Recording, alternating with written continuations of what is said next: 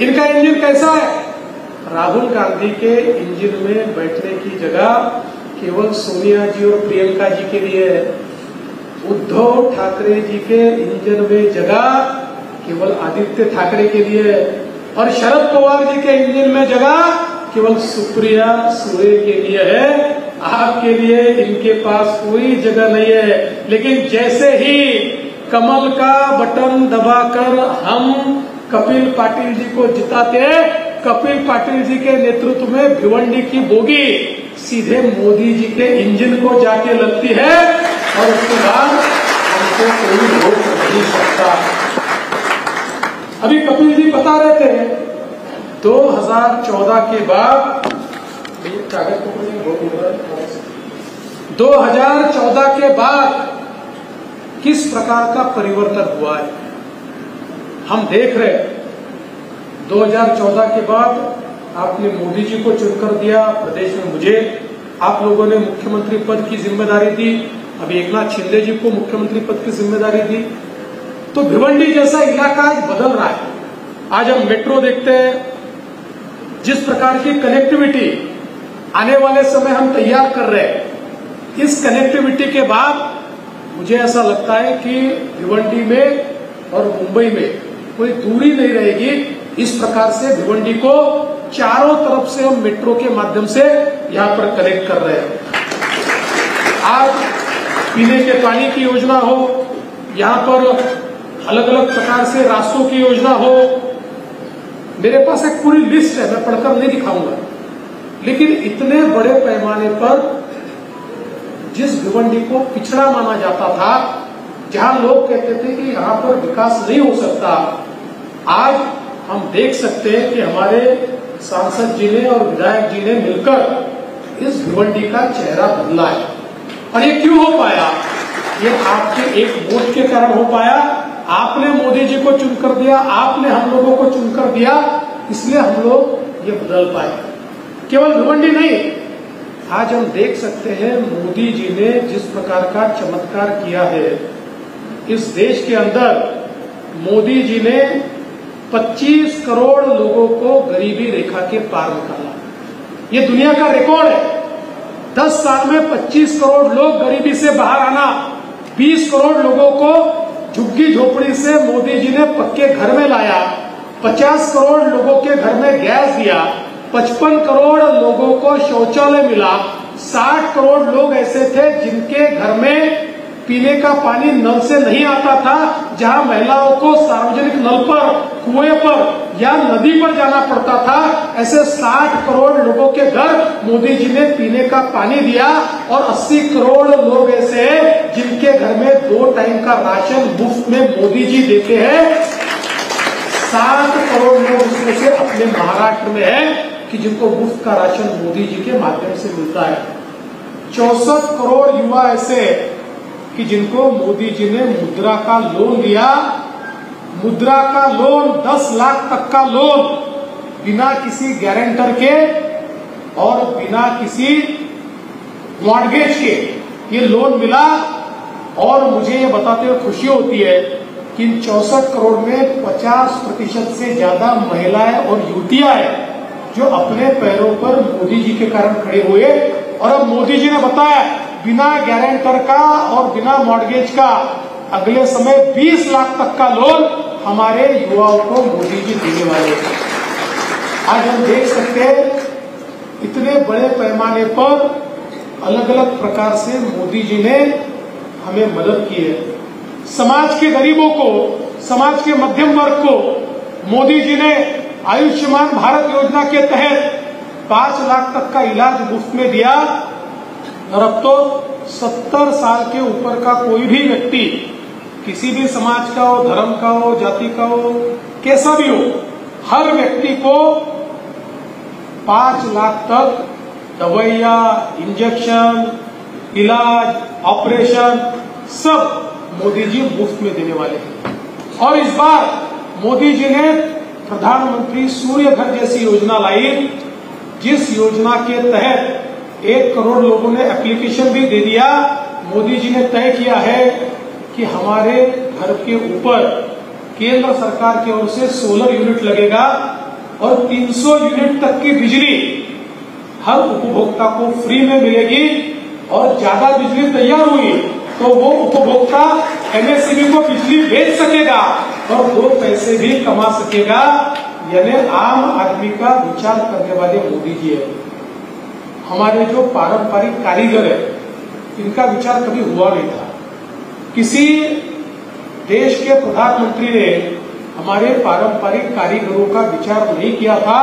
मोदी जी ने विश्वकर्मा जैसी योजना लाई और पारंपरिक कारीगरों के लिए 14,000 करोड़ रुपए मोदी जी ने दिए ताकि उनके व्यवसाय में वो आधुनिकता ला पाए और उनकी आने वाली पीढ़ियां उस कारीगरी को और बड़ा बना पाए, उसको एक नए स्तर पर ले जाए और अपने साथ साथ अपने परिवार का भी भला कर पाए। इस प्रकार से मोदी जी ने लगातार देश के लोगों की सेवा की है। और मैं तो आपको याद दिलाना चाहता हूं वो समय जब कोविड था, कैसा समय था याद कीजिए। कोविड के उस समय पर अपने रिश्तेदारों से रिश्ता निभाना भी कठिन था। लोग किसी की मौत मिट्टी पर भी नहीं जाते थे और हरेक के नजरों के सामने एक अंधकार था। लोग सोचते थे क्या होगा, क्या मैं बचूंगा, क्या मेरा परिवार बचेगा, क्या मेरे बच्चे बचेंगे तो खाएंगे क्या, लॉकडाउन है, मेरा क्या होगा। इस प्रकार की अवस्था थी और दुनिया के लोग कहते थे भारत में कम से कम 40-50 करोड़ लोग तो मरेंगे क्योंकि पॉपुलेशन डेंसिटी इतनी है कि भारत को कोई बचा नहीं सकता। और उस समय दुनिया में मात्र 4 देश थे जिन देशों ने कोविड की वैक्सीन तैयार की थी। लोगों को लगता था, उन देशों को भी लगता था मोदी जी आकर हमें भीख मांगेंगे कि हमें वैक्सीन दे दो। लेकिन मोदी जी को पता था मैं जाकर भीख भी मांगूंगा तो ये कहेंगे अभी रुको, पहले हमारे लोगों को इंजेक्शन देंगे, वैक्सीन देंगे, उसके बाद आपको वैक्सीन मिलेगी। इसलिए मोदी जी ने देश के सभी शास्त्रज्ञों को एकत्रित किया। उनको कहा आपको जो रॉ मटेरियल चाहिए मैं दूंगा, जो रिसोर्सेज चाहिए मैं दूंगा। रॉ मटेरियल देश में नहीं था, हमने ऑक्सीक्लोरोक्विन अमेरिका को दिया, वहां से रॉ मटेरियल लाया, दुनिया के अलग अलग कोने से रॉ मटेरियल लाया और दुनिया का 5वां देश भारत बना जिसने अपनी स्वयं की वैक्सीन तैयार की। 140 करोड़ भारतीयों को मोदी जी ने 2 बार वैक्सीन लगाई। आज हम सब लोग जिंदा है तो मोदी जी के इस वैक्सीन के कारण जिंदा है।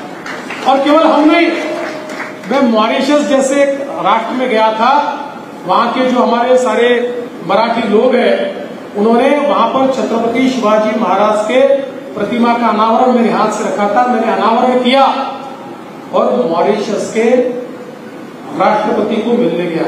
अफ्रीकन ओरिजिन के राष्ट्रपति थे। उन्होंने कहा मिस्टर फडणवीस आप मोदी जी को मेरे धन्यवाद बोलिए। मैंने कहा किसने धन्यवाद देना है? कहने लगे कोविड के समय मोदी जी ने हमको टीका दिया इसलिए मेरा मॉरिशस जीवित है, ये तो मेरा मॉरिशस समाप्त हो जाता। और दोस्तों ऐसा कहने वाले दुनिया में 100 देश है कि जो कहते हैं हमारा नेता नरेंद्र मोदी है। 100 देश, ये जो हमारे नेता है केवल भारत के नेता नहीं रहे, विश्व के नेता हो गए। लेकिन ये कितनी बड़ी विडंबना है। आज हमारे यहाँ चाहे राहुल गांधी हो, चाहे शरद पवार जी हो, चाहे उद्धव ठाकरे जी हो, ये लोग कोई विकास की बात नहीं करते। हमने क्या किया ये नहीं कहते, हम क्या करेंगे ये नहीं कहते, कह भी नहीं सकते क्योंकि पूरा जीवन भ्रष्टाचार से लिप्त है। कभी किसी के लिए कोई काम नहीं किया, अपने परिवार के आगे ये सोच नहीं पाए। और इसलिए ये लोग, इनका भाषण आप सुनिए, जहां एक और दुनिया में मोदी जी की वाहवाही होती है वहां ये अपने भाषण की शुरुआत मोदी जी को गाली देकर करते हैं, फिर और गाली देते हैं, फिर और गाली देते हैं, फिर और गाली देते हैं, फिर ट्रैक चेंज करते हैं, एकनाथ शिंदे जी को गाली देते हैं, फिर 2 गाली और मोदी जी को देते हैं, फिर ट्रैक चेंज करते हैं, मुझे 2 गाली देते हैं, फिर ट्रैक चेंज करते हैं, फिर वापिस मोदी जी को गाली देते हैं और गाली देते देते ये अपना भाषण समाप्त करते हैं। इनके भाषणों में गाली के सिवा कुछ नहीं है। अरे इनको पूछो, आप देश का चुनाव लड़ रहे हो, ये दिल्ली का चुनाव है, गली का चुनाव थोड़ी है। अरे बताओ लोगों के लिए क्या करने वाले हो, आपका कार्यक्रम क्या है, गरीबी निर्मूलन कैसे करोगे, कारीगरों को किस प्रकार से काम दोगे, आम आदमी का कैसे भला करोगे, आम आदमी के जीवन में क्या बदलाव लाओगे, हमारे युवाओं को कैसे रोजगार दोगे। इसमें से एक भी चीज ये बोलते नहीं है, बोल सकते नहीं है। ये केवल मोदी जी को कोस कोस कर अपनी राजनीति चला रहे हैं। और आज जब इनके ध्यान में आया कि मोदी जी को कोसने के बावजूद हमको वोट नहीं मिलने वाले, तो इन्होंने जाति धर्म की लड़ाई चालू कर दी। अब जिस प्रकार के इनके बयान है, मैं तो सवाल पूछना चाहता हूं, अरे मोदी जी ने जब घर दिए तो कभी पूछा तुम्हारी जात क्या है, तुम्हारा धर्म क्या है, तुम्हारी भाषा क्या है, तुम्हारा पंथ क्या है। मोदी जी ने घर दिया, हर गरीब को घर दिया, क्योंकि हम ये कहने वाले लोग हैं कि इस देश के संसाधनों पर पहला अधिकार गरीब का है। गरीब की जाति नहीं देखेंगे, धर्म नहीं देखेंगे। लेकिन अब इन्होंने क्या बोलना शुरू कर दिया, जब इनके ध्यान में आया कि अब हमको वोट नहीं मिल रहे, अब ये कहते हैं देश के संसाधनों पे केवल मुस्लिमों का अधिकार है। अब धर्म के नाम पर वोट मांगना इन्होंने शुरू कर दिया। और मुझे तो बड़ा आश्चर्य होता है, देखिए इनकी नीयत क्या है। आज राहुल गांधी के लिए कौन ट्वीट कर रहा है? पाकिस्तान का मंत्री फवाद चौधरी ट्वीट करके बोलता है राहुल गांधी देश के लिए अच्छे नेता है। अब पाकिस्तान हमको बताएगा कि इस देश के लिए कौन अच्छा है। मैं तो कहता हूं जब से उसने ट्वीट कर दिया तब से भारतीय लोगों को पता ही चल गया कि देश के लिए कौन अच्छा है। आज ये पाकिस्तान से ट्वीट करवाते हैं। अरविंद केजरीवाल छूटे तो इन्होंने पाकिस्तान से ट्वीट कराया है कि देश के लिए, भारत के लिए बहुत अच्छा हो गया कि अरविंद केजरीवाल को बेल मिल गई। अब यहां वोट नहीं मिल रहे तो पाकिस्तान पहुंच रहे। और मुझे आश्चर्य इस बात का है कि आज उद्धव ठाकरे जी वोट के लालच में इस प्रकार से नीचे जा रहे हैं कि उद्धव ठाकरे जी के स्टार प्रचारक कौन है? मुंबई बम कांड का आरोपी ये उद्धव ठाकरे जी का स्टार प्रचारक है। और अब इनके रैलीज में पाकिस्तान के झंडे चल रहे हैं, पाकिस्तान के झंडे लगा लगा कर रैलियां निकाल रहे। अरे शर्म करो। मैं तो ये कहता हूं एक आधा चुनाव आता है जाता है, अरे चुन के आना नहीं आना ये अलग बात है, लेकिन अगर पाकिस्तान के झंडे लगाकर वोट मांगने की बारी तुम पर आई है तो लानत है तुम पर। अरे ऐसे प्रकार से अगर वोट मांगना है तो अपने घर पर बैठो।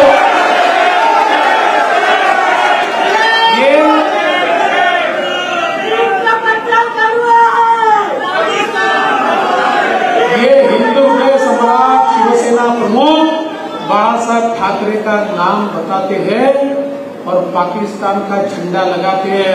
अगर बाला साहब ठाकरे होते तो पता नहीं इनको कहां कहां मारते। इसलिए दोस्तों, अब जिस प्रकार से लोगों को बरगलाने का काम इन्होंने शुरू किया है, अब एक नई चीज आई है।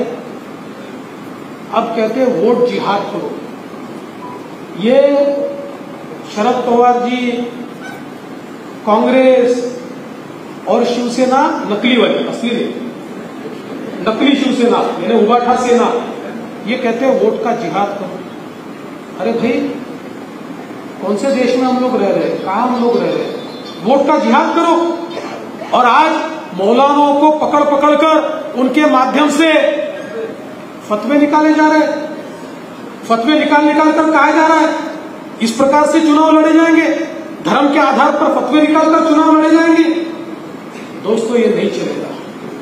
इस देश के अंदर अगर फतवे निकालकर कोई चुनाव लड़ेगा तो उसने समझ लेना चाहिए, अगर आप वोट का जिहाद कर सकते हैं तो हम भी वोट का यज्ञ कर सकते हैं। एक देशभक्त वोट का यज्ञ करेगा और समर्पण के रूप में अपने वोट की संविधा को इस वोट के यज्ञ में डालेगा। एक बहुत महत्वपूर्ण मोड़ पर यह चुनाव आया है। इस देश के अंदर अगर किसी को यह लगे कि हम किसी धर्म मात्र के वोटों के भरोसे जीत जाएंगे तो उसको जवाब हमको देना पड़ेगा देखिए, हम किसी के खिलाफ नहीं है, हमने कभी किसी के धर्म को कोसा नहीं है, हमने कभी किसी का विरोध नहीं किया है। इस देश के अंदर जो राष्ट्रभक्त है वो किसी भी धर्म का हो, हमने उसको अपने साथ रखा है। लेकिन अगर कोई ये कहता होगा कि केवल नरेंद्र मोदी जी को हराना है इसलिए मतदान करो, अगर कोई ये कहता होगा कि हमारा ये फतवा है कि जो कैंडिडेट नरेंद्र मोदी को हराता है उसी को आप वोट करो, तो मैं आपको इतना ही कहने के लिए आया हूं, आप भी सबको बताइए कि जो नरेंद्र मोदी के साथ है उसको ही वोट मिलेगा, जो मोदी का नहीं वो हमारे काम का नहीं। जो राम को लाए हैं, जो राम को लाए हैं, जो राम को लाए हैं, राम को लाए उनको लाएंगे, ये बोलने की का समय अब है। अब अगर ठंडे बैठे तो पछताओगे। अरे 500 साल की गुलामी के बाद रामलला अपनी जगह पर विराजमान हुए हैं। एक गलती 500 साल पहले की तो 500 साल की गुलामी रामलला ने भुगती है। और अगर ऐसे ही ठंडे बैठे रहोगे, मैंने वोट नहीं दिया तो क्या फर्क पड़ता है, मैंने काम नहीं किया तो क्या फर्क पड़ता है, मोदी जी है चुनकर आने ही वाले हैं, ऐसे जो ठंडे मिजाज के लोग हैं जिनके खून में गर्माहट नहीं है, ऐसे लोगों के कारण ही देश गुलामी में जाता है। अरे मैं तो आह्वान उन लोगों को करता हूं जिनके खून के कतरे में थोड़ी भी गर्मी है, जिनको ये लगता है हाँ ये देश मेरा देश है, ये मेरी मातृभूमि है, ये मातृभूमि ये हमारे संस्कारों की भूमि है, ये हमारी संस्कृति की भूमि है, ऐसा जिसको भी लगता है, ऐसे एक एक व्यक्ति को मेरा आह्वान है, ये लड़ाई का समय है और ये लड़ाई शस्त्रों की लड़ाई नहीं, ये वोटों की लड़ाई है। वोटों की लड़ाई में अगर तुम पिछड़ गए तो तुमको कोई बचा नहीं सकता। तुमको अगर इस देश को विकसित भारत के रूप में देखना है तो मोदी जी के पीछे पूरी ताकत से खड़ा होना पड़ेगा, तुमको मोदी जी के पीछे पूरी हिम्मत से खड़ा होना पड़ेगा, मोदी जी के पीछे एक एक वोट हमारा लाना पड़ेगा, तभी हम लोग विकसित भारत की बात कर पाएंगे। इसलिए दोस्तों